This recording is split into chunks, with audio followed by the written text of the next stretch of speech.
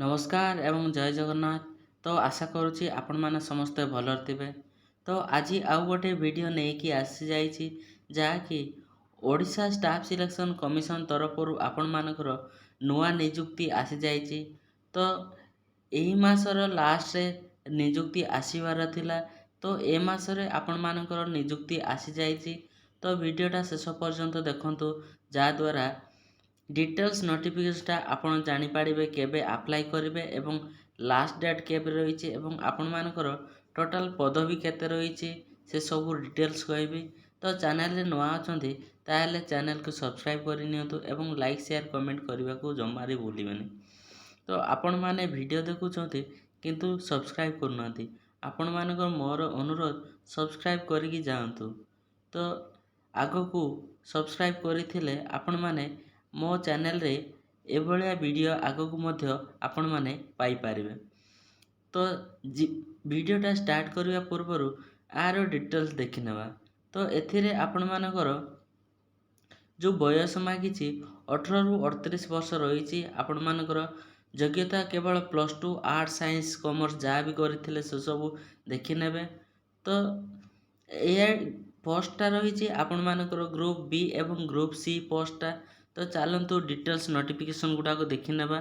तो आपण मानकु अनुरोध चैनल टी नुआ अछंती ताले चैनलटा सब्सक्राइब करी रखंतु।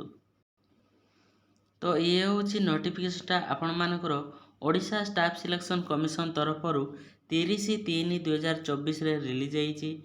आपण मानकर ए एडवर्टाइजमेंट कोन बाहरी ना कंबाइन हायर सेकेंडरी 10th एवं +2 लेवल और इक्विवेलेंट रिक्रूटमेंट एग्जामिनेशन पोस्ट आपण मानकर 2024 under various department government of Odisha तरफ रही। आपण मानकर रजिस्ट्रेशन 25/4/2024 रु स्टार्ट है। लास्ट डेट 24/5/2024 पर्यंत रही। एवं आपण मानकर ऑनलाइन एप्लिकेशन स्टार्ट हो 25/4/2024 रु 27/5/2024 मध्य आपण माने ऑनलाइन आवेदन करि पारिबे। जदि किछि भी भूल करितांती सेथिरे आपण माने 29/5/2024 मध्य एडिटिंग करी आपण मानकर एप्लिकेशन फॉर्मटा सबमिट करिवे। एहीटा केवल आपण माने OSSC गवर्नमेंट ओडिशा जो वेबसाइट रही आपण माने सेठी जाई आवेदन करि पारिबे। तो एथिरे टोटल पोस्ट रही आपण मानकर केयर टेकर पई 2टी पोस्ट रही। आयुर्वेदिक असिस्टेंट आपण मानकर 220 टी जहाँकि ग्रुप सी पोस्टा। होम्योपैथिक असिस्टेंट आयुष असिस्टेंट पई आपण मानकर 216 टी आपण मानकर ग्रुप सी पोस्ट। एवं आउरी मध्य रही यूनानी असिस्टेंट पई आपण मानकर 7 T. Junior fishery technical assistant under director of fishery पई 212 टी। आमिन पई आपण मानकर 16 टी। एही सब आपण मानकर ग्रुप बी एवं ग्रुप सी पोस्ट रही।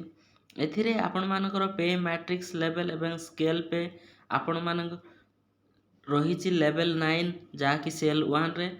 जदि एगुड़ा को आपण माने जानि नाहांती यार वीडियो मध्य मु करि देछि। आपण मानकर पे मैट्रिक्स कहले कोन आपण मानकर केतोटी लेवल रे पे करा जाउछि एवं आपण मानकर 7th पे कमिशन कोन अछि केतोटी लेवल रे आपण मानकर एवं केतोटी ग्रुप रे आपण मानकर पोस्ट गुडा को डिवाइड हेछि तार डिटेल्स वीडियो बनै देछि। आपण माने से वीडियो डिस्क्रिप्शन रे लिंक रहिछि सेटा जाईकि आपण माने देखि नेबे। आपण जो गवर्नमेंट गुडा करे चाकरी करिवे तो आपण मानकर पे मैट्रिक्स लेवल बा स्केल ऑफ पे ए सब केते केते रहिछि आपण मानकर लेवल अनुसार तार वीडियो डिस्क्रिप्शन लिंक रे मिल जिवो। आपण जाई से सब डिटेल्स देखि नेबे। तो नेक्स्ट रही आपण मानकर कैटेगरी वाइज आपण मानकर जो कैटेगरी हेथिले मध्य आपण मानकर रही कैटेगरी वाइज वैकेंसी। तो आपण एटा देखि नेबे आपनकर को कैटेगरी से कैटेगरी रे वैकेंसी बाहरी ना नाही। एवं जदि पीडब्ल्यूडी कैंडिडेट बा एक्स सर्विसमैन स्पोर्ट्स पर्सन मानक पाई मध्य वैकेंसी रही। तो जदि आपण माने अछंती ताहेले स्पेशल कैटेगरी पाई आवेदन करि पारिबे। एवं एथिरे आपण मानकर टोटल पोस्ट 981 पोस्ट बाहरी टोटल आपण मानकर। तो जदि पीडब्ल्यूडी कैंडिडेट मानकर आपण मानकर जो कैटेगरी 1 2 3 4 एमिति रही ଆପଣଙ୍କର କେଉଁ କ୍ୟାଟେଗୋରୀ ସେ କ୍ୟାଟେଗୋରୀରେ ଆପଣମାନେ ଆବେଦନ କରିପାରିବେ। ତ ଏହିସବୁ ପୋଷ୍ଟ ପାଇଁ ଆପଣମାନଙ୍କର ଯେଉଁ କ୍ୱାଲିଫିକେସନ୍ ରହିଛି ତ ଆପଣମାନଙ୍କର କ'ଣ କ୍ୱାଲିଫିକେସନ୍ ରହିବା ଦରକାର। ତ ଏଥିରେ ଆପଣମାନେ କେବଳ +2 ସାଇନ୍ସ କମର୍ସ ବା ଆର୍ଟ୍ସ କରିଥିଲେ ଆପଣମାନେ ଏହିସବୁ ଡିଟେଲ୍ସ ସବୁ ଆପଣମାନେ ଆବେଦନ କରିପାରିବେ ଏହିସବୁ ପୋଷ୍ଟ ଗୁଡ଼ାକ। ତ ଯଦି ଆପଣମାନେ +2 ଲେଭେଲ୍ ଏକ୍ଜାମ୍ରେ ପାସ୍ କରିଛନ୍ତି ତାହେଲେ ଏହିସବୁ ସବୁ ପୋଷ୍ଟ ଆବେଦନ କରିପାରିବେ। ନେକ୍ସଟ ରହିଛି ଏଜ୍ ଆପଣମାନଙ୍କର, ଏଥିରେ ଆପଣମାନଙ୍କର 18 ଟୁ 38 ବର୍ଷ ମଧ୍ୟରେ ଥିଲେ ଆପଣମାନେ ଏହି ପୋଷ୍ଟ ଗୁଡ଼ାକ ଆପ୍ଲାଏ କରିପାରିବେ। ଏବଂ ଆଉ ଗୋଟେ କେୟାରଟେକର୍ ପାଇଁ 21 ରୁ 38 ଥିଲେ ଆପଣମାନେ ଆବେଦନ କରିପାରିବେ। ଏବଂ ଯେସବୁ ପୋଷ୍ଟ ରହିଛି ସେସବୁ 21 ରୁ 38 ମାଗିଛି। ତ ଆପଣମାନଙ୍କର ଏଜ୍ ଦେଖିନେବେ। କେୟାରଟେକର୍ ପାଇଁ 21 ମାଗିଛି, ଆୟୁର୍ବେଦିକ ପାଇଁ 18, ହୋମିଓପାଥିକ୍ ଆସିଷ୍ଟାଣ୍ଟ ପାଇଁ 18, ଅନନ୍ତ ଆସିଷ୍ଟାଣ୍ଟ ପାଇଁ 18, ଜୁନିୟର ଫିସରୀ ପାଇଁ 21, ଆମିନ୍ ପାଇଁ 21। ତ ଏସବୁ ରହିଛି। ଆପଣମାନଙ୍କର SC ST କ୍ୟାଣ୍ଡିଡେଟ୍ମାନଙ୍କ ପାଇଁ ଏଜ୍ ରିଲାକ୍ସେସନ୍ 5 ଇୟର୍ ରହିଛି। ନେକ୍ସଟ ଆପଣମାନଙ୍କର ପ୍ଲାନ୍ ଅଫ୍ ପାଟର୍ନ ଏକ୍ଜାମିନେସନ୍ ଆପଣଙ୍କର କ'ଣ ରହିବ ତାର ଡିଟେଲ୍ସ ମଧ୍ୟ ରହିଛି। ତ ଆପଣମାନେ ଏହାର ଡିଟେଲ୍ସ ଯଦି ପଢ଼ିବାକୁ ଚାହୁଁଛନ୍ତି ଆପଣମାନେ ଅଫିସିଆଲ ୱେବସାଇଟ୍ରେ ଯାଇ ଡାଉନଲୋଡ଼୍ କରିପାରିବେ, କିମ୍ବା ଆପଣମାନେ ଟେଲିଗ୍ରାମ ଲିଙ୍କରେ ଜଏନ୍ ହେଇଯାଆନ୍ତୁ। ଆପଣ ସେଠି ପ୍ରତିଦିନ ଆପଣମାନଙ୍କ ପାଇଁ ଏମିତିଆ ଜବ୍ ଗୁଡ଼ାକ ଅପଲୋଡ଼ ହେଉଛି, ଆପଣମାନେ ଯାଇକି ସେଇଠି ଚେକ୍ କରିପାରୁଥିବେ। ଏବଂ ଆଉ ଗୋଟେ ଜବ୍ ରହିଛି ଯାହାକି OSSC ତରଫରୁ ହିଁ ରହିଛି, ଏବଂ OSSC ତରଫରୁ ଆଉ ଗୋଟେ ମୋଷ୍ଟ ଇମ୍ପୋର୍ଟାଣ୍ଟ ନୋଟିଫିକେସନ୍ ଆସିଛି, ତାହା ଭିଡ଼ିଓର ଶେଷ ପର୍ଯ୍ୟାୟରେ ଆପଣମାନେ ଜାଣିପାରିବେ। ତ ଚାଲନ୍ତୁ ଆଉ ଗୋଟେ ନୋଟିସ୍ ରହିଛି OSSC ତରଫରୁ ହିଁ, ସେଇଟା ମଧ୍ୟ ଦେଖିନେବା। ତ ନେକ୍ସଟ ଭେକେନ୍ସି ଆପଣମାନଙ୍କର ଯେଉଁ ଆସିଷ୍ଟାଣ୍ଟ ଟ୍ରେନିଂ ଅଫିସର ପାଇଁ ଆପଣମାନଙ୍କର ଯେଉଁ ରିକ୍ରୁଟମେଣ୍ଟ ହେବାର ଥିଲା ତାର ଅଫିସିଆଲି ଆଡ଼ଭର୍ଟାଇଜମେଣ୍ଟ ଆସିଯାଇଛି। ତ ଏଥିରେ ଆପଣମାନଙ୍କର 16/4/2024ରୁ ଆପଣମାନଙ୍କର ଅନଲାଇନ୍ ରେଜିଷ୍ଟ୍ରେସନ୍ ଷ୍ଟାର୍ଟ ହେଇଯିବ। ଏବଂ ଆପଣମାନଙ୍କର ଅନଲାଇନ୍ ଆପ୍ଲିକେସନ୍ ଫର୍ମଟା 16/4/2024ରୁ 18/5/2024 ମଧ୍ୟରେ ଆପଣମାନେ ଅନଲାଇନ୍ ଆବେଦନ କରିପାରିବେ।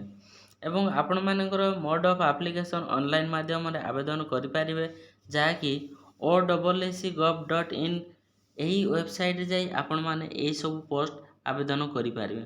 ତ ଟୋଟାଲ୍ ପୋଷ୍ଟ ଆପଣମାନଙ୍କର 250ଟି ରହିଛି, ଯାହାକି ଆସିଷ୍ଟାଣ୍ଟ ଟ୍ରେନିଂ ଅଫିସର ପାଇଁ 125ଟି ଏବଂ ଆସିଷ୍ଟାଣ୍ଟ ଟ୍ରେନିଂ ଅଫିସର ପାଇଁ ମଧ୍ୟ 125ଟି, ଯାହାକି ବିଭିନ୍ନ ଡିପାର୍ଟମେଣ୍ଟରେ ରହିଛି। ଆପଣମାନଙ୍କର ଗ୍ରୁପ୍ B ପୋଷ୍ଟଟା ଏବଂ ଆପଣମାନଙ୍କର ପେ ମ୍ୟାଟ୍ରିକ୍ସ ଲେଭେଲ୍ ରହିଛି ଲେଭେଲ୍ 9ରେ ଆପଣମାନଙ୍କର ଯେଉଁ ସାଲାରୀ ମିଳିବ।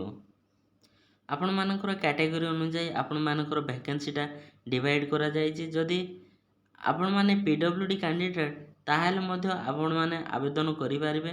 ଏହାର ଡିଟେଲ୍ସ ରହିଛି। ଯଦି ଆପଣମାନେ ଅଛନ୍ତି ତାହେଲେ PWD କ୍ୟାଣ୍ଡିଡେଟ୍ ତାହେଲେ ମଧ୍ୟ ଆପଣମାନଙ୍କ ପାଇଁ ଏ ଭ୍ୟାକେନ୍ସିଟା ରହିଛି। ଏବଂ ଏଥିରେ ଆପଣମାନଙ୍କର ବିଭିନ୍ନ ପ୍ରକାର ରହିଛି ଯେଉଁ ଭ୍ୟାକେନ୍ସି ଗୁଡ଼ାକ। ତ ଆପଣମାନେ ସେଇଟା ଡିଟେଲ୍ସ ନୋଟିଫିକେସନ୍ରେ ଆପଣମାନେ ପଢ଼ି ନେବେ। ତ ଏଇ ନୋଟିଫିକେସନ୍ଟା ଆପଣମାନେ ଡେସ୍କ୍ରିପସନ୍ ଲିଙ୍କରେ ପାଇଯିବେ, ସେଇଠି ଯାଇ ଆପଣ ଦେଖିନେବେ। ତ ଟୋଟାଲ୍ ଆପଣମାନଙ୍କର ଏଜୁକେସନ୍ କ୍ୱାଲିଫିକେସନ୍ଟା ରହିଛି, ଆପଣମାନେ ITI ପାସ୍ କରିଥିଲେ, ଆପଣମାନେ ଡିପ୍ଲୋମା ବା ITI ପାସ୍ କରିଥିଲେ ଏହିସବୁ ଭ୍ୟାକେନ୍ସିଟା ଆପ୍ଲାଏ କରିପାରିବେ। ଏବଂ ଆପଣମାନଙ୍କର ମିନିମମ୍ ଏଜ୍ 21ରୁ 38 ଥିଲେ ଆପଣମାନେ ଏସବୁ ପୋଷ୍ଟଟା ଆବେଦନ କରିପାରିବେ। ତ ଆଉ ଗୋଟେ ଅଫିସିଆଲି ନୋଟିଫିକେସନ୍ ଆସିଛି OSSC ତରଫରୁ, ତାହା ମଧ୍ୟ ଦେଖିନେବା। ତ ସେଥିରେ କ'ଣ ରହିଛି ନା ସେଇଟା ଆଉ ଗୋଟେ ଭିଡ଼ିଓ ମାଧ୍ୟମରେ କହିଦେବି, ଭିଡ଼ିଓଟା ବହୁତ ଲମ୍ବା ହେଇଯାଉଛି।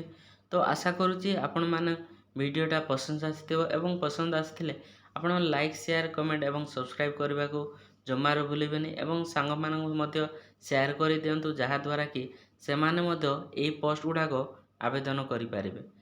ମୋର ବିଶ୍ୱାସ ଅଛି ଆପଣମାନଙ୍କ ସାଙ୍ଗମାନଙ୍କୁ ମଧ୍ୟ ସେୟାର କରିଦେବେ। ଜୟ ଜଗନ୍ନାଥ।